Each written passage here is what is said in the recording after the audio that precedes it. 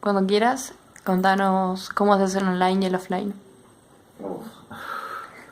Eh, Trabajando en datos, es decir, grabando directo a tarjeta SD o flash o disco duro o grabador externo, cambian un poco pues qué sé yo, lo que era antes el concepto de offline y online, cuando el offline uno trabajaba el material en baja, eh, para optimizar recursos, optimizar guita, optimizar tiempo y después, bueno, cuando ya tenías todo cortado, ya tenías los EDLs listos, es decir, los Editing Decision List, ya lo tenías todo planillado.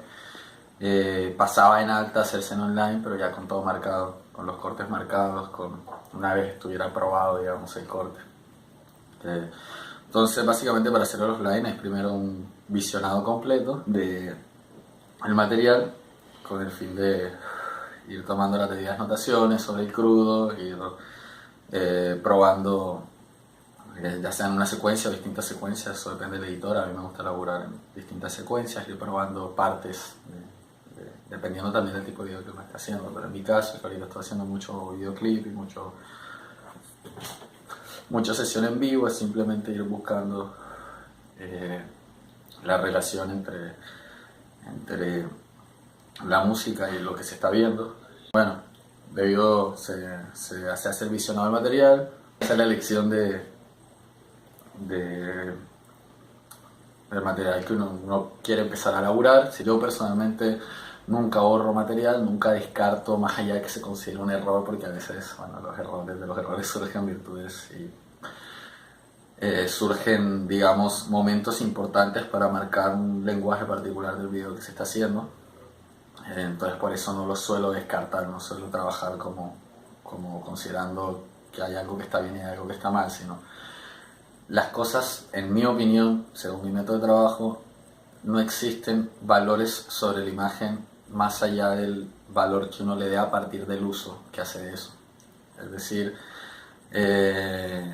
no digo de antemano esto no va a funcionar a la hora de empezar a trabajar, a la hora de empezar a visionar y empezar a trabajar primeros cortes offline del material, por la mera cuestión de que, insisto, el valor depende del uso que uno hace del material, no de las características propias del material, en mi opinión, que haga con mi forma de trabajo. Luego de una primera selección, a partir del material seleccionado se empieza a probar dependiendo del tipo de proyecto, pero por lo general, por mi forma de trabajo, no suelo ser lineal, no suelo ser cronológico, es decir, no suelo hacerlo desde que empieza hasta que termina, sino que voy haciéndolo por ciertas partes a partir de el visionado de momentos que me funcionan. Entonces, ¿qué pasa con eso? Empiezo a construir como columnas importantes, tanto a nivel narrativo, dramatúrgico o de cierto código de lenguaje que quiero establecer para el video, y empiezo a tirar de ahí. Es decir, en vez de editar el inicio a fin, edito partes que me funcionen a mí en términos de lo que se está construyendo en el momento y sé a dónde tengo que llegar y de dónde cómo tengo que salir de ahí para llegar después a otro momento. Eh, es una forma que depende mucho también del tipo de video que estoy haciendo. O sea, cuando se hace recital y ese tipo de cosas, incluso lo hago, que no se debería hacer. Uno pensaría, bueno, lo hago de inicio a fin, cronológico, y es más fácil, empieza la canción, termina la canción, tengo todas las cámaras. Pero no siempre trabajo a partir de la sincronía de los momentos, sino que hago Frankensteins donde utilizo cosas que realmente iban en otro lado, pero porque funciona el momento a nivel visual y resulta verosímil a nivel musical. Entonces considero que tiene mucho más potencia que atenerme a la realidad tal cual. En mi método de trabajo busco momentos, voy construyendo de momentos, no necesariamente lineales, y quedan como puntos de referencia hacia donde hay que ir y de donde hay que partir para llegar al otro momento. Una vez tengo un primer corte, ese primer corte lo socializo. Por lo general el primer corte suele ser bien prolijito en términos de finura de corte. No es que haga un corte grueso sin ser fino, pero es porque es un problema mío. O sea, el primer corte, ya desde el primer corte está cortado el cuadro, no está cortado aproximado simplemente para ver cómo funciona la estructura general. A la par, dependiendo también del tipo de proyecto, esto se me da más con videoclips que con vivos, y lo hago con vivos, con lives, cuando hay una mezcla de cosas, cuando hay una mezcla de footage de lo que estaba pasando ahí con footage de otro pertenece a otro tipo de contexto y se va a mezclar, se van a mezclar los dos mundos, digamos, para generar una sola pieza. Entonces, bueno, ahí también suelo hacer esto, que es que agarro post-its, como lo que hay en la pared ahí, y me pongo con post-its pegados en la pared, me pongo a armar estructuras. Eso también depende de la cantidad de material que tengo. Entonces las dos cosas van de la mano. En la medida que voy trabajando en la compu con la línea de tiempo, voy trabajando también en la pared, moviendo los papelitos, porque entonces, ¿qué pasa?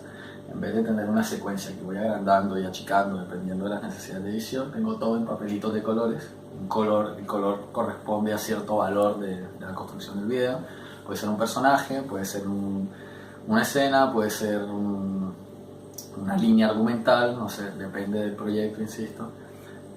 Uno le otorga un valor a cada papel y lo pueden ver todo como general en la pared. Por eso, sea donde sea que viva, me gusta tener paredes despejadas, porque me gusta llenarlas de papelitos. Esta vez ustedes vinieron en un momento donde estoy entregando trabajo y si ya los papelitos no están, pero se viene una ola de videos nuevos y va uno de la mano corrigiendo de la línea de tiempo en relación a lo que uno va trabajando en la pared y viceversa. Lo que trabajo en la línea de tiempo del proyecto lo voy mandando a la pared también y voy relacionando y voy viendo a ver cómo se va viendo a nivel macro y cómo va funcionando ya a nivel real. A nivel de tiempo interno, uno lo que ve en la pared es una estructura general, una manera de equilibrio, pero no tiene una visualización del tiempo interno de las cosas. Entonces, bueno, ahí es donde el tiempo interno del plano, ahí es donde uno le manda el play, empieza a probar, empieza a esculpir un poco. Y de todo eso surge un primer corte de offline. Luego, con ese primer offline, lo socializo. Cuando termino un corte, tengo un corte completo. A veces socializo incluso fragmentos, pero eso es muy raro. Eso es un trabajo de tal vez un poco más largo, un trabajo un poco más de mayor desarrollo. Entonces ahí sí a veces socializo fragmentos con el fin de ver cómo está funcionando o una escena o una secuencia en particular. Recibo feedback, tengo diálogo alrededor de eso, es decir, ya uno está tan, como se dan cuenta, el proceso tanto digital como analógico que uno hace de anotar las cositas en papelitos y eso, lo quema uno se mete demasiado está demasiado absorbido por el proyecto, no tiene distancia al estar tan adentro, entonces está bueno tener esa distancia y para tenerla no solo lo socializo, sino que también busco el diálogo con las personas que lo socializo, o sea, no es con cualquier persona, es con personas que sé que voy a tener cierto tipo de retroalimentación, personas de variado contexto, de variada, no sé, amigos guionistas, amigos montajistas, amigos fotógrafos, amigos directores. Yo tengo una amiga directora de arte a la que le paso todo siempre, pero todo lo que hago se lo paso.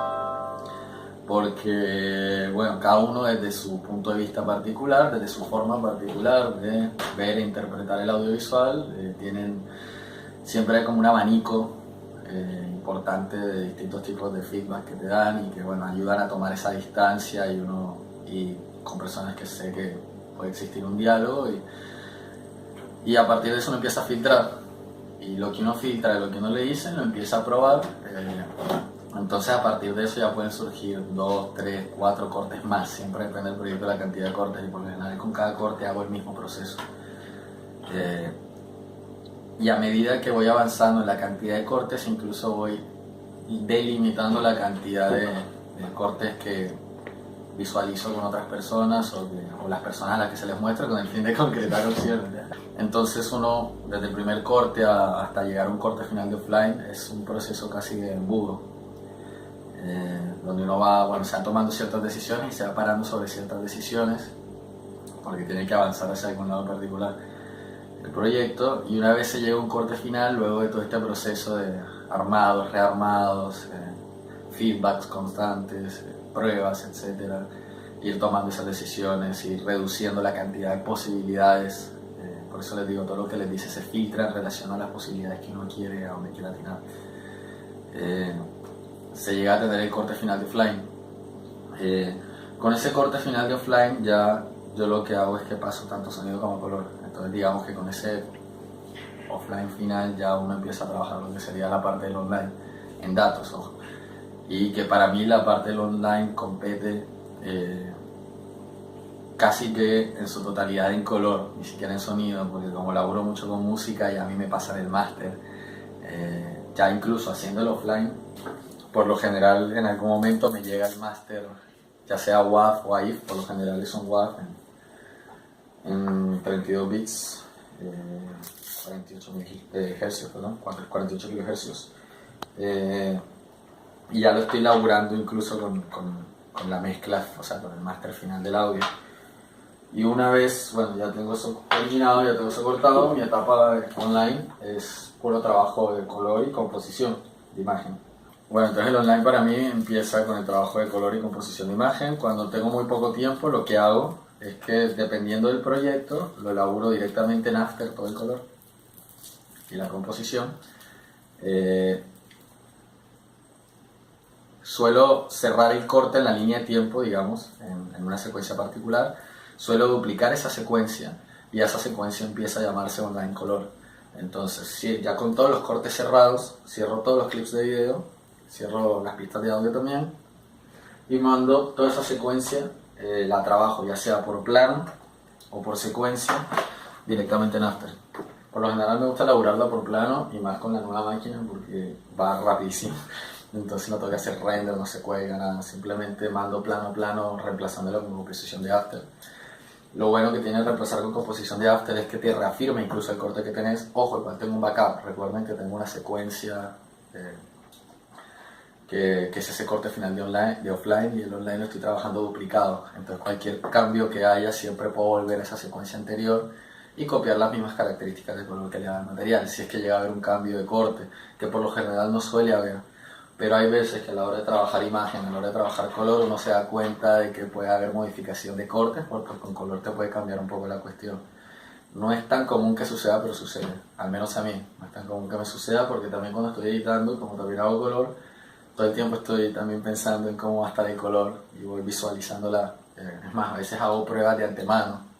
Eso es importante, se me olvida. Hay veces que en la parte del offline, jugando con el material, puedo adelantarme y hacer pruebitas de color, pero porque la máquina me lo permite, porque lo puedo hacer rápido, porque por eso digo, los conceptos de online y offline cambiaron un poco. Por lo general suelo visualizarla y ya voy tomando en cuenta lo que estoy haciendo en relación a cómo lo voy a colorear, a cómo voy a hacer colorimetría del video, o a qué cosa de composición de imagen le voy a hacer, ya lo voy tomando en cuenta. No es que, bueno, el Carlos del futuro o el postproductor que va a hacerle color va a resolver esto, no. Uno va pensando desde el offline cómo resolverlo. Entonces eso, cuando no tengo mucho tiempo lo laburo en After, porque laburo con las composiciones vinculadas, lo cual me facilita a la hora de terminarlo, porque bueno, tengo las herramientas con las cuales laburar el color de una forma,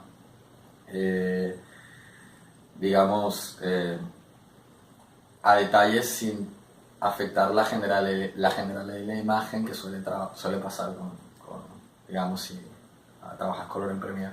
Más allá que ya puedes hacer máscaras en Premiere, pero igual es todo muy impreciso, en mi opinión. Te ofrece más precisión un software como ese, y como laburas de la mano con Premiere y After, entonces se hace mucho más rápido y sencillo, sin perder control sobre las particularidades que quiero laburar de la imagen. Cuando tengo más tiempo, lo que hago es que exporto una secuencia, exporto el proyecto y lo laburo en DaVinci Resolve, que vendría siendo ya un software muchísimo más, donde las herramientas para trabajar color son muchísimo más específicas, son muchísimo más puntuales para cada cosita en particular. Entonces, y hay ciertas cosas que incluso, tipo los traqueos de máscaras o traqueos de cosas particulares de la imagen, funcionan mucho más precisos que en After. Creo que los mejores trackers con los que he trabajado son los de Resolve. Digo de cosas disponibles a la mano, porque hay otros tipos de interfaces y máquinas para elaborar composiciones, ya sea Smoke o lo que sea, que bueno, pero ya son cosas más. No tengo para elaborar eso acá en casa. Así que bueno, elaborando en el Resolve, laburo una secuencia EDL, que es bueno, el nombre que le terminó poniendo Adobe a este tipo de secuencias, que lo que guardan son todos los metadatos de los cortes. Entonces, ¿qué es lo que en definitiva uno hacía antes en los procesos de offline y online? Tener toda la información de metadatos del corte, con el fin de que cuando pasara a una máquina mayor, de mayor potencia, para hacer el corte final con el material en toda la calidad, ya todo eso estuviera registrado, todos los cortes del armado en relación a los tiempos del crudo, a los timestamps del crudo, todo estuviera ya, eh, todos los cortes ya están dictados, entonces cuando mandas la secuencia, ya la secuencia está cortada, pero ahora la relación haces ahí crudo en alta. Lo que hago es que exporto una secuencia con los cortes ya cerrados en online, una secuencia XML, que vendría siendo en términos conceptuales algo similar a una secuencia de L, porque es un archivo de metadatos que tiene toda la data de la secuencia y los cortes en relación al crudo al que hace referencia. Entonces cuando te lo pones en el otro software te reconoce, bueno, una vez le logues los crudos, es decir, le indiques los crudos a los que corresponden los archivos de metadatos que le estás metiendo en la secuencia, te los reconoce y te reconoce todos los cortes que ya hiciste y te aparece la secuencia cortada. Entonces uno solo empieza a trabajar, ya sea por secuencia, ya sea por plano, como te organizas. A mí me gusta elaborarlo por plano, por una cuestión de, digo, por secuencia, y dentro de la secuencia elaborarlo por plano, porque entonces tú sabes que los valores de color que le indiques un plano de la secuencia van a ser los mismos para el resto de planos. Sin embargo, si los planos tienen alguna diferencia de exposición, alguna diferencia de que en relación a la exposición también cambian otros factores cromáticos de la imagen, entonces uno compensa y lo va haciendo plano a plano, pero ya teniendo unos valores preestablecidos para toda la secuencia. Entonces uno simplemente va ajustando que plano a plano se sienta una continuidad orgánica que vaya con la propuesta que uno está haciendo, porque puede haber un corte de repente, una imagen que no tenga nada que ver y que obedezca a otro orden, y hay una yuxtaposición en términos de color más no de plano. Si eso hace parte de la propuesta, se hace, pero buscando siempre elaborarlo, viendo de plano a plano cómo evoluciona los ajustes que uno le va haciendo a la imagen.